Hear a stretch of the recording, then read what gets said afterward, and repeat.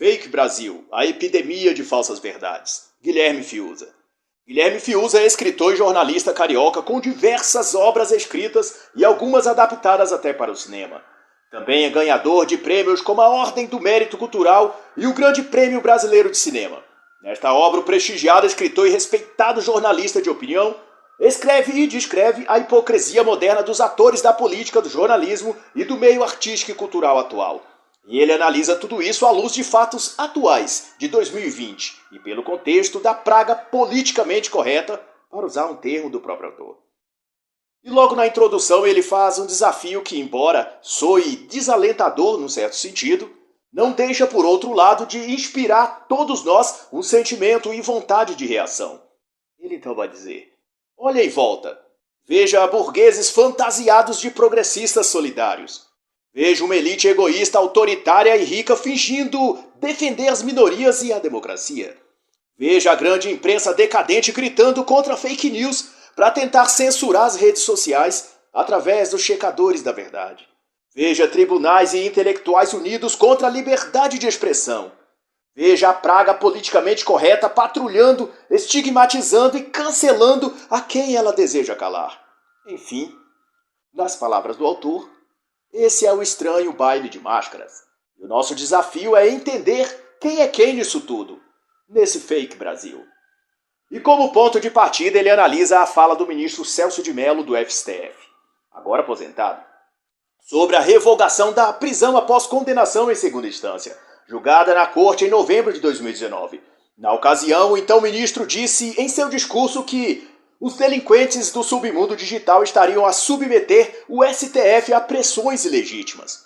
A partir, então, desse ponto de fundo, Guilherme Fiuza contrasta as decisões recentes do STF, que eles consideram legítimas e democráticas, com o movimento das redes sociais, que os iluminados ministros acusam de ser ilegítimos e antidemocráticos. Em abril de 2018, o próprio Celso de Mello tentou evitar a prisão de Lula através de um habeas corpus preventivo. Mas para a Corte Suprema, isso é legítimo. Pouco tempo depois, a mesma corte foi convocada a desfazer sua própria jurisprudência ao revogar a prisão após condenação em segunda instância, só para, como ficou evidente, salvar e livrar da cadeia o criminoso Luiz Inácio Lula da Silva. Mas também isso, para eles, é legítimo, é democrático. Para Celso de Mello e os demais agentes togados do STF, antidemocrático e ilegítimo são as vozes dos brasileiros nas redes sociais, que, cansados desse despautério das criaturas que ocupam o Superior Tribunal Federal, manifestam-se nas mídias digitais ou para reprovar as ações desses ministros ou para apoiar aqueles que eles acham representá-los, como foi o caso de elegerem a presidente o Jair Bolsonaro. Os filhos deste e diversos outros senadores, deputados e governadores que, a bem da verdade, mostraram-se traidores da confiança desse público eleitor. Mas seja como for, o que Celso de Mello chama de delinquência digital são aqueles brasileiros de bem que anseiam por um país livre de ditadores autoconvencidos de serem a elite pensante e iluminada do país. Como se faz crer que o são alguns dos ministros da Suprema Corte Brasileira, conforme disse um deles mesmo há algum tempo, ao afirmar que eles são os editores do país. E Fiuza bem ressalta que, para calar estas vozes dissonantes, que não concordam com a autorreivindicação desses ministros de serem eles quem editam nossos gostos, vontades e nossas palavras e opiniões, para amordaçar essas vozes, eles juntam-se a certos profissionais da imprensa e a pseudo-intelectuais para nominar de fake news, crime de ódio e de milícia digital todos aqueles que os criticam ou que votam e apoiam a agenda conservadora do governo Bolsonaro. E o autor cita como exemplo a especulação conspiratória quase diária que a mídia faz contra os ministros de Bolsonaro. Fulano está sendo fritado. Beltrano está isolado. Ciclano vai desembarcar do governo. Há sempre alguém do governo alvejado pela mídia e atacado o tempo todo com fake news e invencionistas da própria mídia. E para dar uma impressão de credibilidade em suas reportagens, usam de engodos linguísticos e armadilhas retóricas como, segundo fontes do Planalto, uma fonte no governo revelou que alguém próximo a Jair Bolsonaro também revelou que... E assim as narrativas e avalanches de fake news e mentiras são criadas e despejadas diariamente sobre a audiência desse jornalismo fake. E numa tirada de humor, mas que revela a profunda verdade por trás disso, Guilherme Fiuza vai dizer na página 15 que, se dependesse do noticiário tradicional, o povo acharia que Guedes, Tarcísio e companhia estavam abandonados num canto deprimidos, jogando baralho e assistindo pela TV ao primeiro-ministro Rodrigo Maia salvar o Brasil do incêndio fascista. E o autor esclarece então que o que atores dessa novela conspiratória como Rodrigo Maia e alguns do STF e da mídia jornalística reputa como fake news e delinquência ou milícia digital são, nas palavras do próprio autor, essencialmente uma circulação de informações sadia e potente entre pessoas comuns, capaz de furar a asfixia montada por essa elite reacionária que quer falar sozinha. E é dessa tentativa de sabotar a agenda de reconstrução do país que, segundo o próprio autor, surgiu o famigerado inquérito das fake news, que, conforme ele vai deixar claro, não passa de uma embalagem para encobrir o cenário que estão construindo para capturar a liberdade de expressão em todo o país. Isso fica bem nítido ao considerarmos as declarações dos ministros Luiz Fux e Rosa Weber na campanha eleitoral de 2018, claramente contra o agora presidente Jair Bolsonaro. Eles disseram então que, havendo um caso comprovado de fake news, a eleição poderia ser anulada. E para Fiuza, essa balborda era nada mais que uma cópia vagabunda da estratégia eleitoral norte-americana de transformar Hillary Clinton em vítima do fascismo imaginário. Ou seja, tudo o que não viesse da imprensa oficial, que lá estava determinada a eleger a candidata democrata e aqui comprometidos a ver eleito o candidato da esquerda Fernando Haddad, tudo que não viesse dos órgãos de imprensa hegemônicos era fake news. E segundo o autor, desde então essa narrativa vem sendo forçada e adaptada, recoberta por novas falsas verdades e tragando de tanto que é repetida boa parte da sociedade de bem. E o truque é simples. Você adquire o kit bondade mediante a repetição dos clichês politicamente corretos e ganha então o ingresso para entrar na ala VIP dos antifascistas. E enquanto a pessoa mantiver estes pré-requisitos, ela será guardada sob o guarda-chuva da demagogia humanitária padrão, e ninguém há de incomodá-la. E Guilherme Fiuza, no mesmo tom de humor, descreve que na cruzada da mídia, dos intelectuais progressistas e de quem mais importava, contra as fake news de mentirinha, eles ganharam como aliado as agências de checagem de fatos. A missão era informar os simples mortais como nós onde estava a verdade.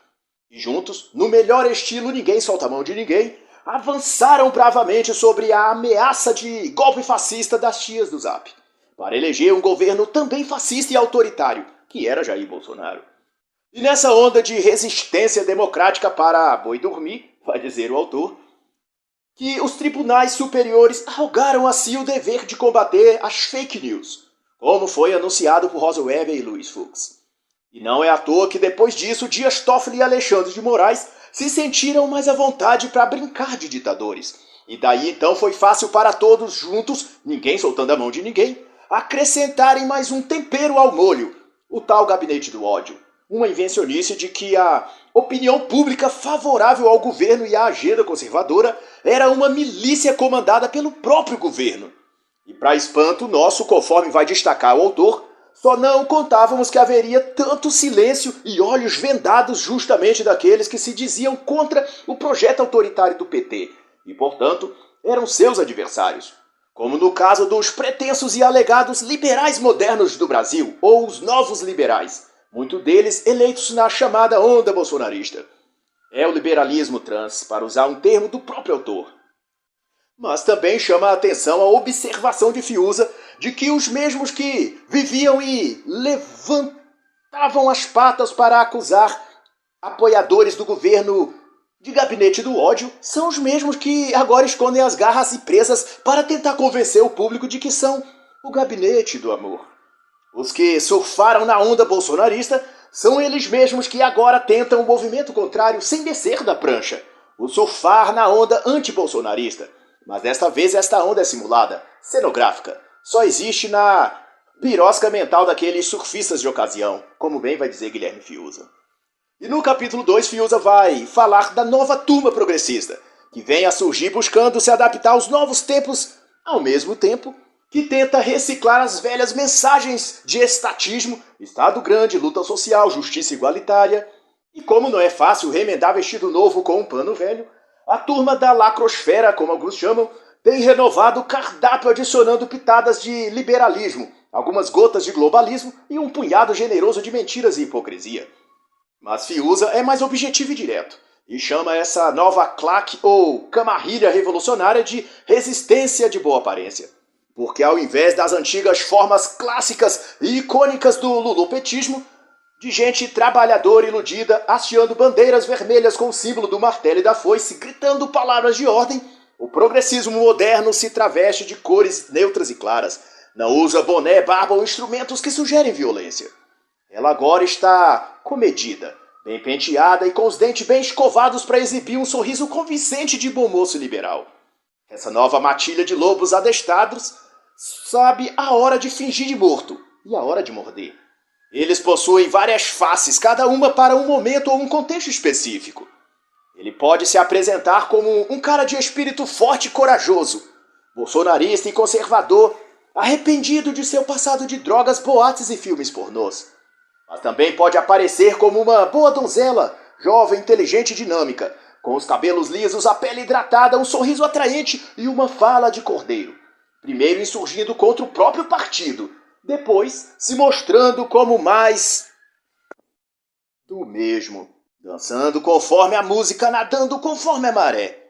Alguém aí lembrou-se da jovem meiga e promissora cientista política, astrofísica e ativista pela educação, eleita deputada federal pelo PDT?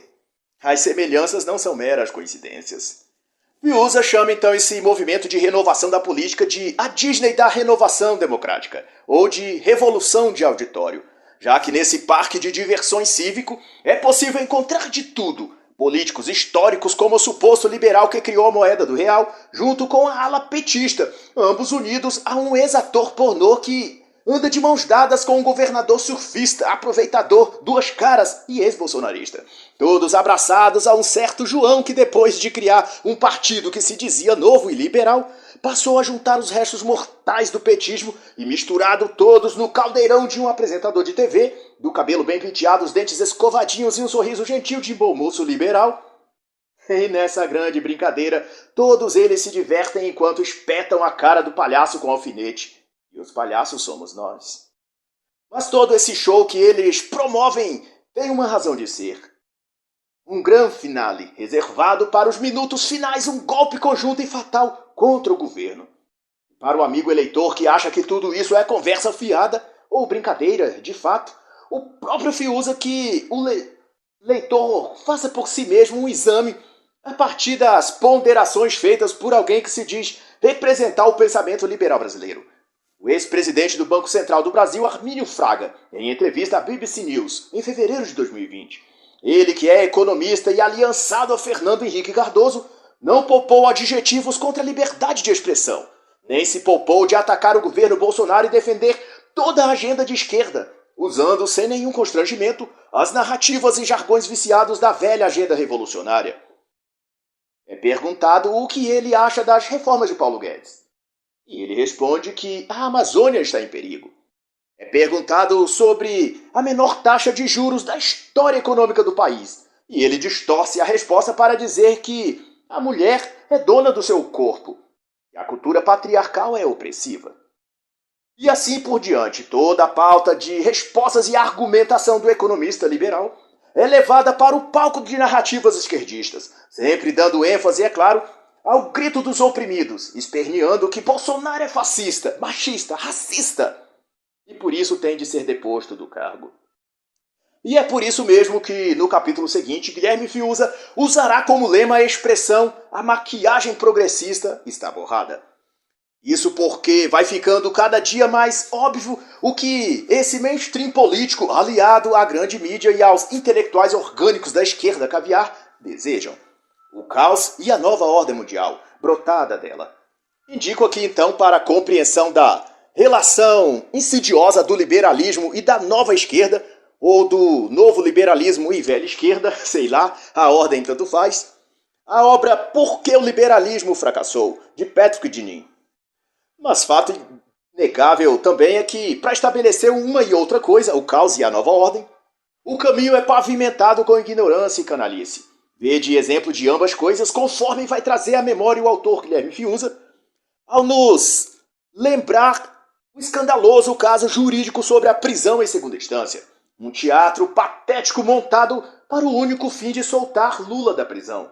Veja que em 2016, como vai relatar Fiuza, Gilmar Mendes tinha votado com grande convicção a favor da prisão em segunda instância. Lembrando, inclusive, que essa era a regra vigente nos países mais civilizados do mundo. E voltando contra suas próprias convicções de 2016, ele votou em 2019 contra a referida prisão em segunda instância.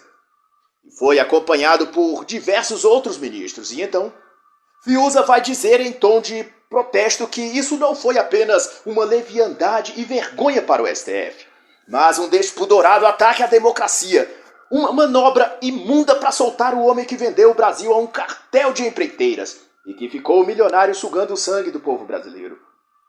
Mas como o próprio Fiuza diz, sem usar meias palavras, no idioma desses combatentes do antifascismo imaginário, desses progressistas reacionários, a palavra progresso significa andar para trás.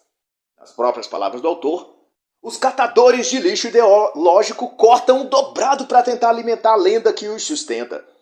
Chegam, como Roger Waters num episódio bizarro em um dos seus shows em São Paulo em outubro de 2018, a defender ditadores como Nicolás Maduro da Venezuela. Um esforço inútil de retocar uma maquiagem que fica à vista de todas cada vez mais borrada. Mas numa definição simples, sem máscara e sem maquiagem, basta dizer que essa trupe de péssimos atores são, na verdade, alquimistas revolucionários fantasiados de democratas, enquanto prostituem a bondade e monopolizam a virtude. Como vai dizer Fiuza, é uma questão tanto de lógica quanto de oportunismo. Se o ladrão rouba a carteira e ninguém o prende, ele volta lá para pegar também a bolsa. Isto é, se no Senado Renan Calheiros, o queridinho da esquerda empoderada, comete todo tipo de bandidagem e não é punido, por que não tentar aperfeiçoar o esquema e levá-lo também ao nível do executivo? E é assim que surgem casos absurdos como Petrolão, Valério Duto, Passadena. E então vai finalizar o autor dizendo na página 41: bravos progressistas de boutique, a sua piscina está cheia de ratos. E no capítulo 4, Fiuza discorre sobre os heróis da democracia fascista. E começa dizendo como num trailer de longa-metragem de terror, que para que ninguém se sinta confundido com o termo, fascismo, na sua conotação moderna, é tudo aquilo que rasga a fantasia progressista, desmascare o humanismo de boutique e impeça a turminha da lacração de ganhar a vida fingindo salvar o mundo de um inimigo imaginário. E como um fascismo moderno também requer uma democracia moderna, eis as novas formas de democracia segundo a enciclopédia da nova esquerda liberal, democrática. Roubar o Brasil e ir fazer palestra na USP para intelectuais doutrinados. Também é usar o filho como laranja para receber 132 milhões de reais de empresa de telefonia e investir num sítio que não é seu. Democracia é se fantasiar de jornalista ou comentarista para ficar puxando o saco de ditaduras bolivarianas, cubanas e norte-coreanas. Democracia é dizer que eleição vencida por candidato que atrapalha a narrativa hipócrita da mídia foi fraudada em conluio com as tias do Zap. É produzir fake news em veículos tradicionais, fingindo combater fake news em redes sociais. É se dizer liberal, mas jogar pedras em quem no governo está tentando implantar uma agenda econômica liberal, como Paulo Guedes. Democracia é forçar-se, levar a sério uma pirralha adolescente falando sobre o clima e meio ambiente, enquanto repete sem pensar que Donald Trump e Bolsonaro são o Beelzebub encarnado. Democracia é ser porta-voz de um regime falido que matou milhões e não deu certo em lugar nenhum. É chamar quem apoia o governo e se manifesta nas redes sociais de robôs. Enfim, democracia é fazer militância em favor das minorias, enquanto faz quarentena gourmet e assiste o circo pegar fogo da janela de um AP de luxo no Leblon. E agora que você tem a definição de um e outro, basta juntar tudo e você terá entendido o que é o fascismo democrático, ou a democracia fascista, a ordem não importa. E para fechar o trio de horror, e arbitrariedade, Fiuza traz também a definição em termos simples e linguagem comum do que vem a ser a CPI das fake news, já que essa CPI existe em função do fascismo democrático. A CPI da fake news é um movimento reacionário contra a liberdade de expressão, que nasceu para tentar sufocar a consciência democrática que brotou da internet e das redes sociais. É um espectro decrépito e inescrupuloso que representa a alma e o espírito daqueles que o criaram, que o alimentaram e que fingem ser essa coisa chamada CPI das fake news, algo sério e realmente importante. Ela é, na verdade, uma invencionice daqueles que não conseguem mais esconder o ódio e inveja que sentem daquelas poucas almas que ainda são boas e buscam, a muito custo, trabalhar para o bem coletivo da nação. São almas penadas e carregadas de veneno, e encontram uma razão de viver em expelir seu veneno ideológico sobre aqueles que não aceitam e não desejam viver sob uma ditadura comunista, ideologia de gênero, orgulho trans e nem de auxílios de governo. É uma gente do mal, isso sim. E no capítulo chamado Empatia da Bordoada, o autor começa chamando a atenção a assustadora forma como os líderes dos estados e municípios conduziram a questão do combate ao coronavírus. Em destaque, as medidas que tornaram para fazer cumprir o tal isolamento social.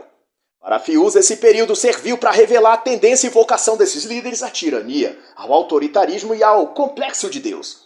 A vontade que eles sentem de serem divindades acima dos réis mortais.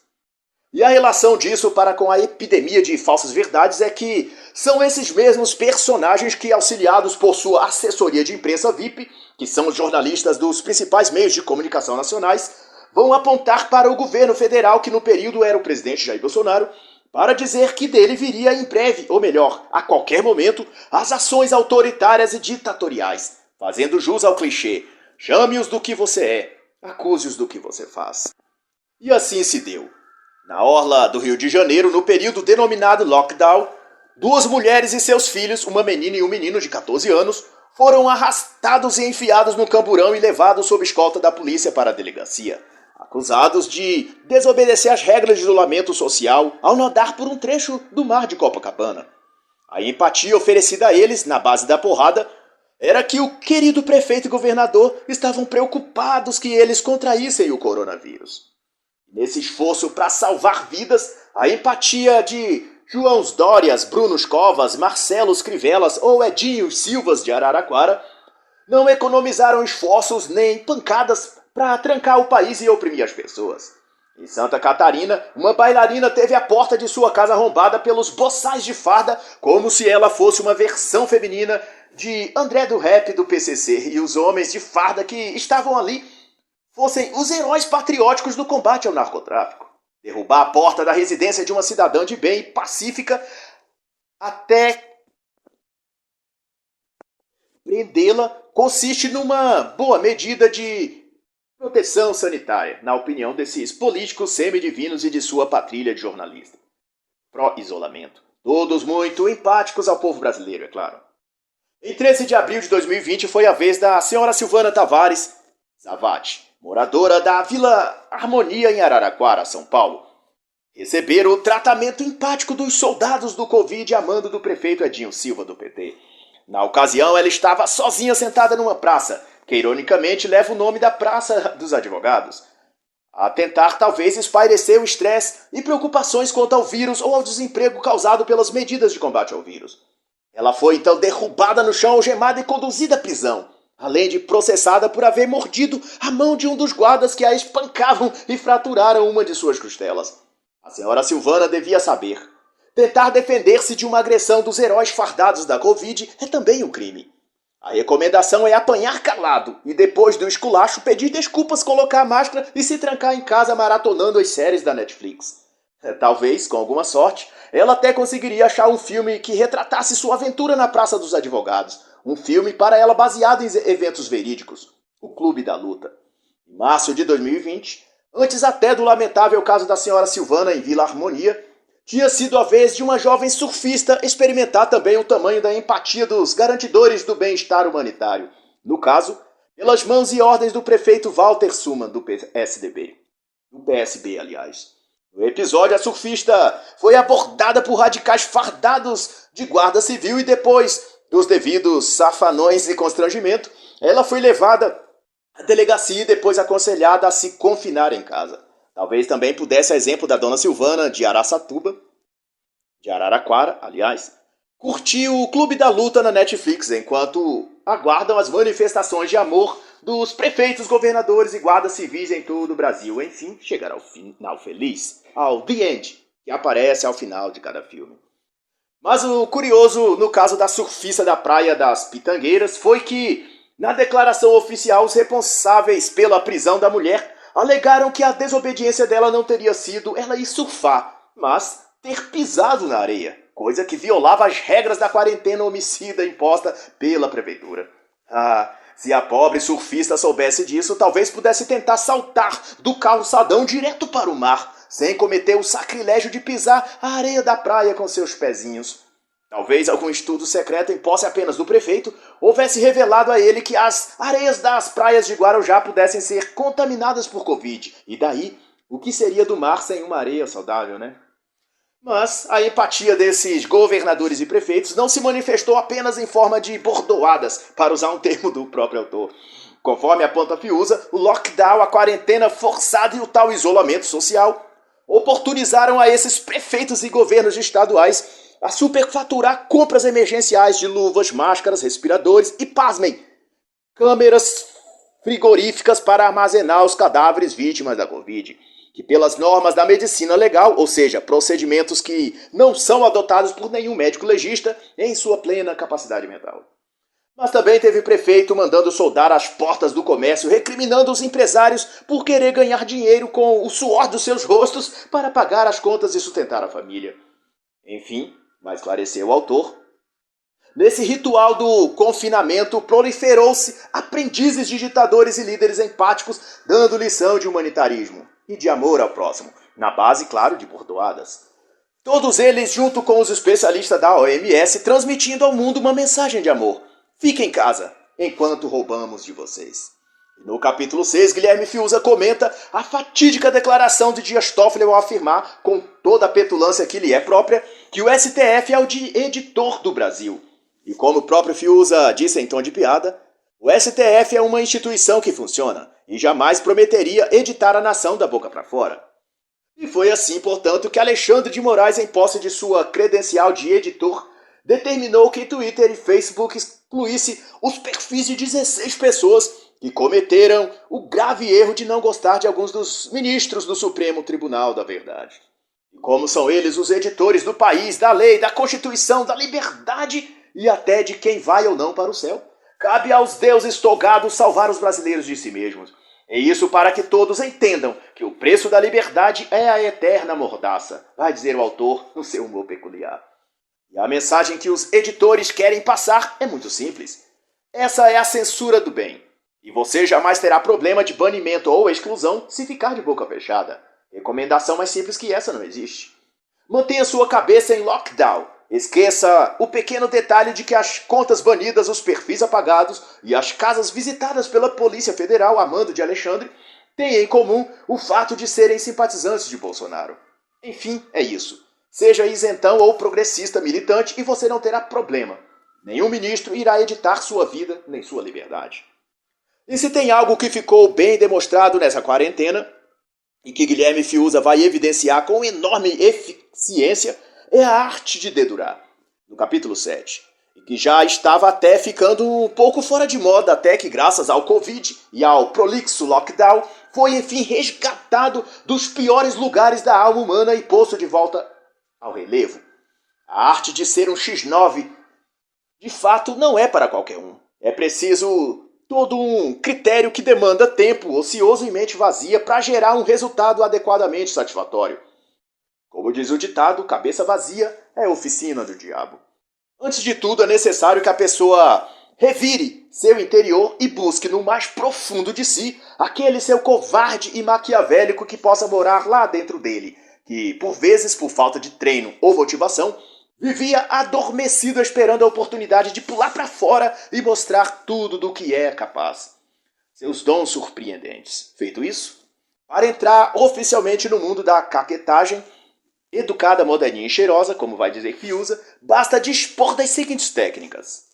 Tire foto de pessoas na calçada passeando sozinha com o cachorro ou fazendo um Cooper, também sozinha, no calçadão da praia sem máscara. Daí poste nas redes sociais com a legenda "A humanidade não tem jeito". Sem esquecer, é claro, de colocar ao fim da frase um emoji de uns olhinhos vertendo lágrimas.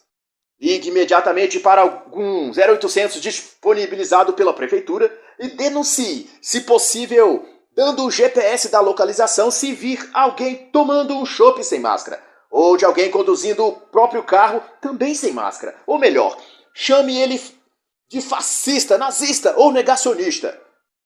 Qualquer pai de família que diga que precisa trabalhar para manter a família. Mostre a ele seu amor à humanidade dizendo que ele precisa ficar em casa e esperar sair a vacina que João Dória está trazendo lá da China. Também é importante assistir todas as lives sertanejas e dar o like, pois isso também serve ao adestramento. Faça um post emocionado com um emoji de coração dizendo que apoia os médicos na linha de frente do combate ao Covid.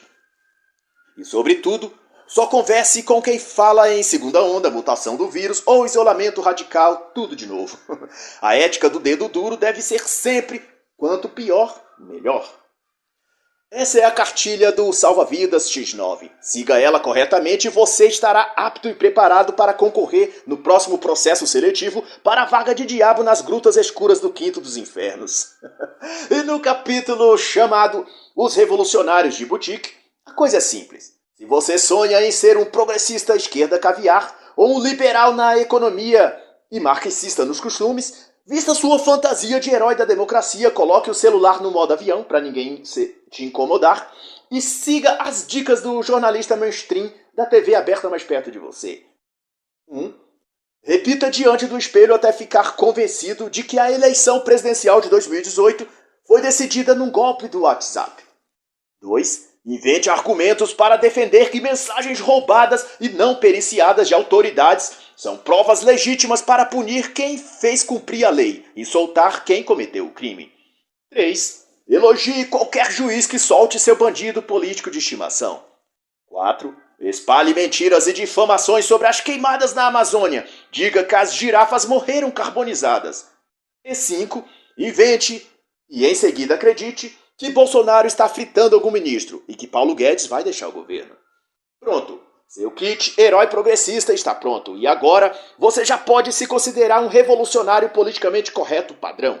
Basta então você encomendar pela internet, para não ter de sair às ruas e quebrar a quarentena, seu adesivo com carinha de emoji amarela sorrindo com o slogan "Sorria, você está sendo alienado". E sobre a desmoralização da civilidade, o autor vai focar no sistema educacional e não vai divergir de vários outros autores, como Thomas Giuliano, em Desconstruindo Paulo Freire, ou Ben Shapiro, em Lavagem Cerebral, como as universidades doutrinam a juventude. Assim como estes, Guilherme Fiuza denuncia o estupro intelectual que se comete contra a mente de jovens em todas as idades, desde o fundamental até a universidade. Para alguns, de acordo com Fiuza, não existe nem doutrinação nem partidarismo nas escolas. Tudo o que existe é a pluralidade de ideias. Mas isso desde que a pluralidade esteja repartida entre PT, PSOL e PDT. E quando muito, esticando de má vontade a corda, o PSDB, do Fernando Henrique. Contudo, esse viés progressista e revolucionário não vem estampado numa bandeira estendida na sala de aula com o brasão da foice e o martelo.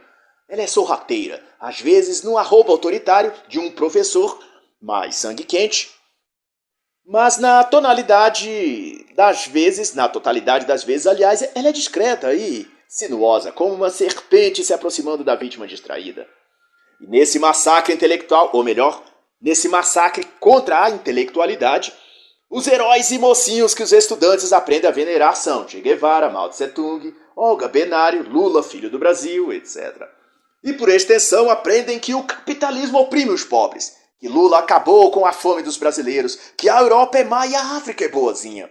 Também aprendem que os negros são vítimas e os brancos são machistas, homofóbicos, espancadores de negros, de gays e de mulheres.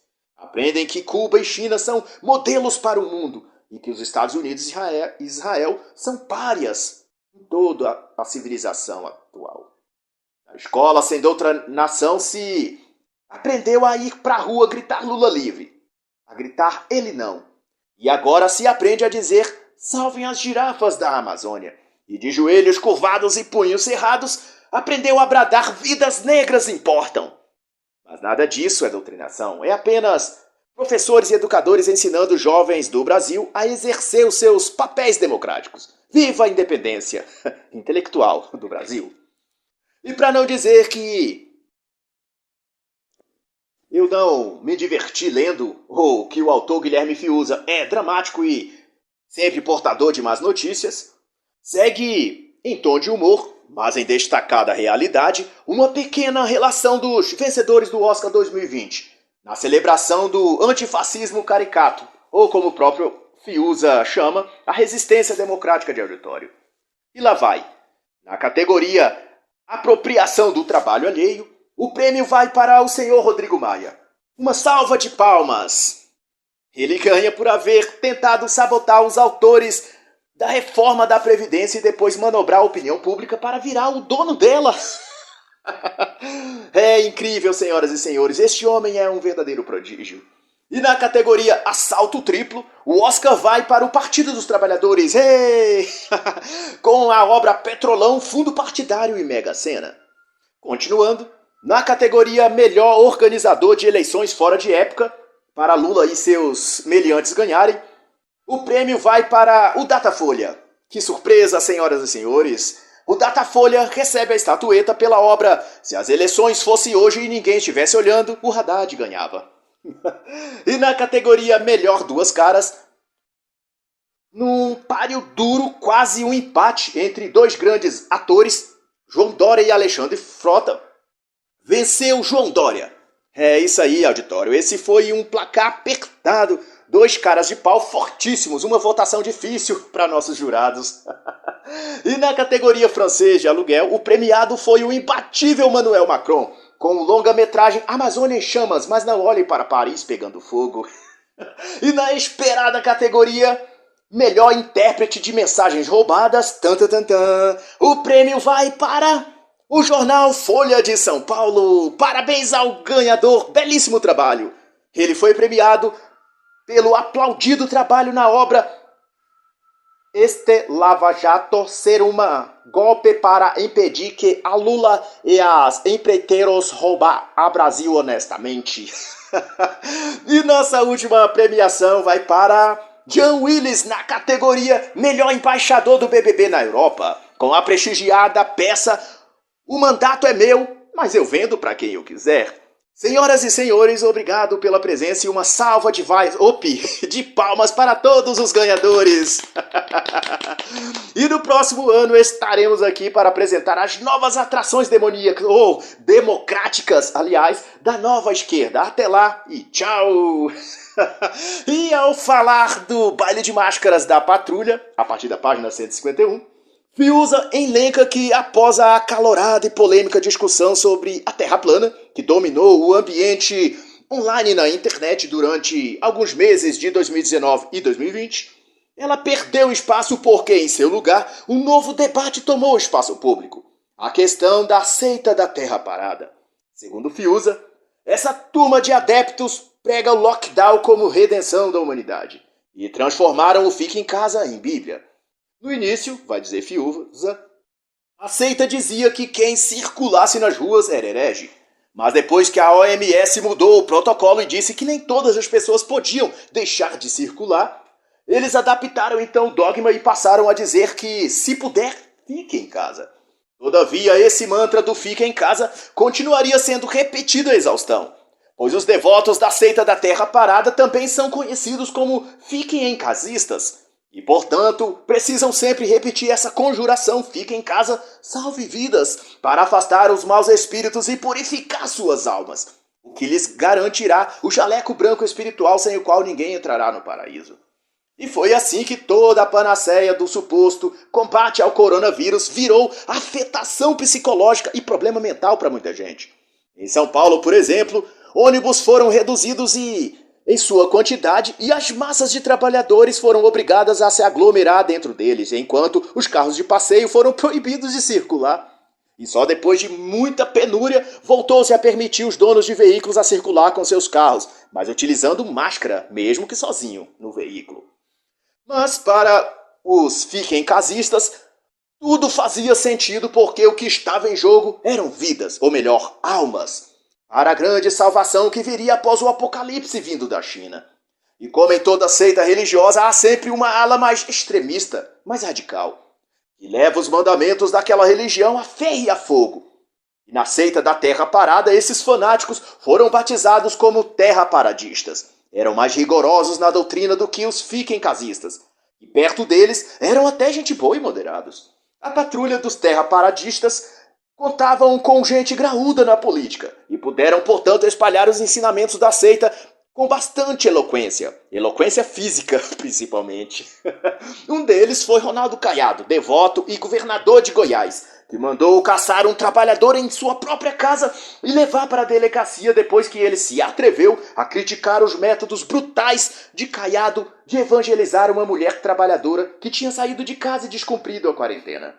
Outro radical da seita foi o governador do estado do Rio de Janeiro, Wilson Witzel, que mandou prender, talvez para evangelizá-las com o rigor extremista do terror psicológico e escoriações necessárias, porque as mulheres saíram do isolamento social e foram caminhar na orla da praia. Imagine, em Maringá, no Paraná, o zelo devocional à seita dos terra-paradistas, que governa o estado e o que comanda a prefeitura local, deu também a mostra de seu fervor espiritual como discípulo da religião da Terra Parada, mandando que homens armados da polícia estrangulassem até fazer desmaiar um humilde rapaz porque ele lavava um carro em seu humilde meio de sobrevivência. E assim vai dizer o autor. Em tudo isso, não se ouve a voz de protesto das ONGs humanitárias, nem dos grupos feministas, ou muito menos da ordem dos advogados protestando contra o abuso de poder desses líderes boçais. Teriam todos estes se convertido ao evangelho da seita da Terra Parada? Teriam sido todos batizados nas águas sujas do rio da ONU? Seriam todos agora membros da mesma confraria e jurado obediência ao Papa da seita Tedros Adhanom? Bom, são perguntas que só o futuro responderá, ou não, depende de quem fará a pergunta. E para encerrar, um diálogo imaginário num dia comum no planeta Fake Brasil. E aí, o que você faz da vida? Eu defendo a liberdade, e você? Eu também, eu defendo a liberdade. Pois é, nenhum fascista por perto, que sorte a nossa, hein? Concordo, mas tem uma coisa que me irrita nesses tempos de obscurantismo. E o que é que te irrita? Olha em volta, nós dois aqui, sem nada a fazer, sem nenhum ato fascista para nos fazer defender a liberdade. É muito chato isso. Fascistas incompetentes, não servem nem para fazer o mal. Como ficamos nós, ativistas incansáveis da luta pela liberdade, nesse cenário de liberdade total? Que absurdo isso. E agora, a gente faz o quê? Tive uma ideia. Vamos gritar pela causa gay. Eu já pensei isso também, mas não vai funcionar. Por que não? Porque a causa gay já tem meio século e não existe mais na sociedade uma sociedade homofóbica, só entre os extremistas islâmicos. Se a gente fizer isso, ninguém vai prestar atenção na gente. A gay se destacando no mundo empresarial, no esporte, nas novelas, sem armário algum. Você acha que não tem nenhum jeito, então? Como vamos poder usar nossa capa de heróis da democracia e contra o preconceito? Aí, você me deu uma ideia. Vamos usar os heróis. Como assim? Os heróis não somos nós? Sim, mas eu tô dizendo dos heróis de mentirinha. Vamos armar um flagrante dos heróis dos quadrinhos. Vamos começar com Superman. Vamos dizer que vimos o Superman beijando o incrível Hulk na boca. E quando os cristãos começarem a protestar dizendo que o certo era Superman beijar Lois Lane e não o Hulk, nós saímos em defesa do amor entre os super-heróis. Eu topo! Você é um gênio! Viva a liberdade, sim! Viva a liberdade! E assim eu encerro a análise da obra Fake Brasil, a epidemia de falsas verdades, de Guilherme Fiuza.